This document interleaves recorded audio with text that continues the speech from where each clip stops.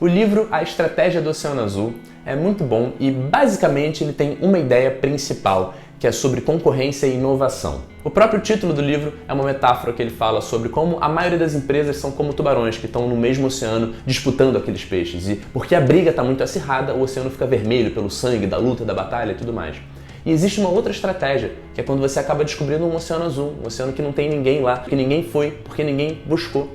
A grande maioria das empresas é composta por pessoas, por sistemas que bonificam muito o acerto, mas punem o erro. Então as pessoas têm medo de errar. E acaba que a inovação, ela tem esse preço. Você tem que errar muito para tentar descobrir uma coisa nova. É muito difícil que você vá de cara acertar na primeira coisa que você tentar. Então criar um ambiente que fomente a criatividade, que permita as pessoas de fato descobrir uma inovação que vai ter valor para o seu cliente, em geral significa ter um sistema que aceita o erro, e isso é muito incomum. As próprias pessoas que compõem essas empresas, elas têm medos inconscientes, elas querem acertar, elas não querem errar, elas querem a certeza, a segurança de que o investimento que elas estão fazendo de dinheiro, de recurso, vai dar certo. Então isso acaba resultando em cópias. A gente vê que esse mercado já existe, já funciona, tem empresa fazendo carro e vendendo, tem isso funcionando, vamos fazer mais do mesmo. A gente entra e compete no preço, a gente faz um produto um pouco melhor, a gente bota mais dinheiro no marketing. E de fato é assim que boa parte do mercado funciona. As pessoas presumem que, como as outras empresas estão agindo, é a forma certa de fazer e buscam competir naquilo. O livro é cheio de exemplos, um deles é sobre o vinho Yellowtail, que surgiu na Austrália. Ele fala que o mercado de vinho é basicamente o mesmo há muito tempo. Você vê as garrafas de vinho de longe, elas são todas muito parecidas. Ou seja, as pessoas presumem que as verdades do mercado de vinho são que todo mundo quer um vinho elegante, bonito, chique, o vinho tem que ter o tipo da uva, o ano que ele foi colhido, de onde veio e etc. E as pessoas tentam competir naquilo. As garrafas, os rótulos, tudo é muito parecido porque a competição ficou acirrada, tem muita gente ali.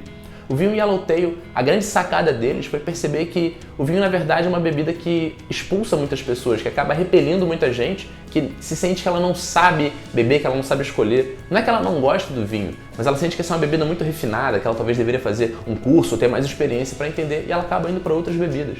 Eles focaram nesse público, nesse oceano azul. Eles saíram dessa disputa e fizeram um vinho que é divertido. Um vinho que não fala necessariamente o tipo de uva, o tipo de vinho, o rótulo é diferente, é colorido, tem toda uma nova visão sobre aquilo. Eles deram certo lá por muito tempo por conta disso. E a grande ideia, para além desse exemplo em particular, é mostrar como que as pessoas simplesmente nem pensam em novas possibilidades. Eles falam muito sobre você entender o mercado que você está e pensar sobre quais valores estão sendo gerados aonde, quais são as características do seu produto, o que você pode aumentar ou diminuir, o que você pode eliminar ou criar de novo.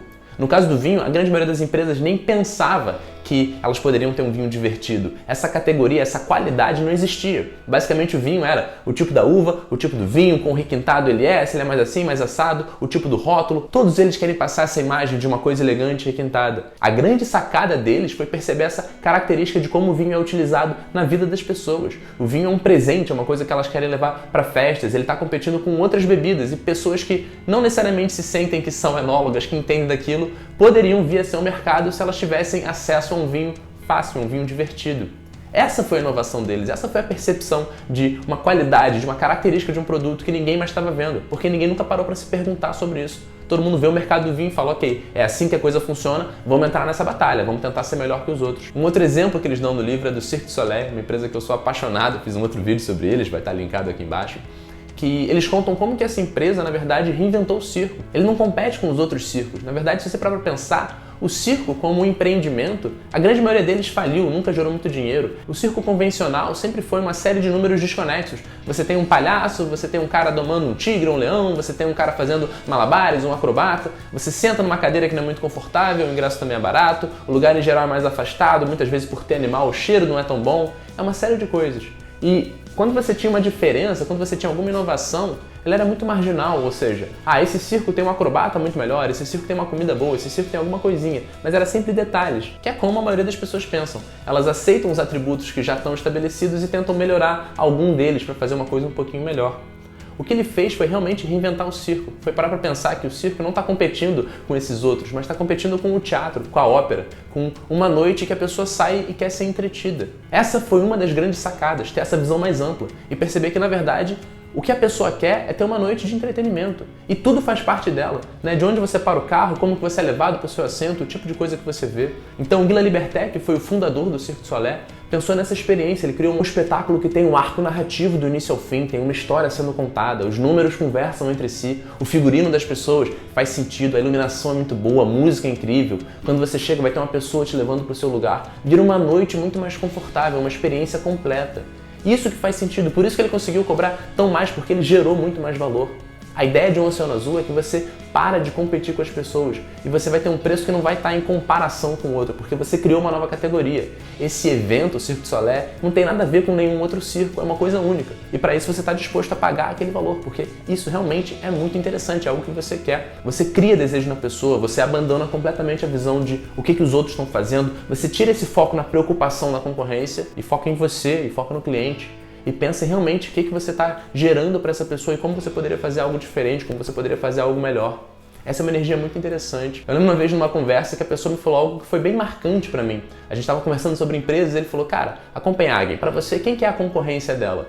E naturalmente eu falei outras empresas de chocolate, Cacau Brasil, Cacau Show, parará, parará. E ele falou, sim, claro, essas empresas são, mas você poderia pensar também na O Boticário. E as empresas de perfume, de cremes, de lingerie? E não fez sentido para mim na hora, mas ele falou, cara, muitas pessoas que vão na Copenhagen, na verdade não estão querendo comprar necessariamente um chocolate premium. Elas estão querendo comprar um presente numa faixa de valor. E esse presente pode ser para a namorada, para a mãe, para um amigo. E isso foi um momento meio insight para mim. Pode ter sido muito pequeno, mas realmente eu nunca tinha pensado na experiência do cliente da Copenhagen como uma pessoa que está indo buscar um presente nessa faixa de valor. Para mim sempre foi uma pessoa que está querendo um chocolate específico. E de fato isso pode realmente mudar como a empresa vai se comunicar com o cliente, como é que ela pensa no marketing, no branding e uma série de outras coisas. Eu gostei muito porque foi um exemplo muito próximo de mim e que eu realmente nunca tinha parado para pensar. O nosso default é aceitar as coisas como elas são, é presumir que esse é o estado da arte, é assim que as coisas funcionam. Mas realmente parar para investir um pouco de tempo e energia e entender, ok, né, quais são as características desse produto, qual é a experiência do usuário, de onde que essa pessoa está indo, para onde que ela está indo, o que ela pode valorizar que ninguém mais viu. Basicamente, ver essa metáfora, né? A gente está num oceano vermelho, está todo mundo competindo por essas mesmas coisas, por esses mesmos recursos, por essas mesmas verdades. Muitas vezes são conceitos mesmo. O que seria o Oceano Azul? O que eu posso perceber que ninguém percebeu? Como é que eu posso aumentar, criar uma coisa nova, ou reduzir, ou até eliminar um problema que as outras pessoas têm e criar um produto novo, que eu saio dessa categoria, que eu paro de competir com eles e crio o meu próprio espaço. O livro Oceano Azul tem uma série de exemplos muito bons, eu recomendo a leitura, eu acho que vale a pena, mas a ideia principal para mim é essa. Como que você pode parar de olhar para a competição e focar nela e começar a ver o que você tem de diferente, o que você pode criar para encontrar o seu Oceano Azul? É isso. Boas leituras e eu te vejo no próximo vídeo.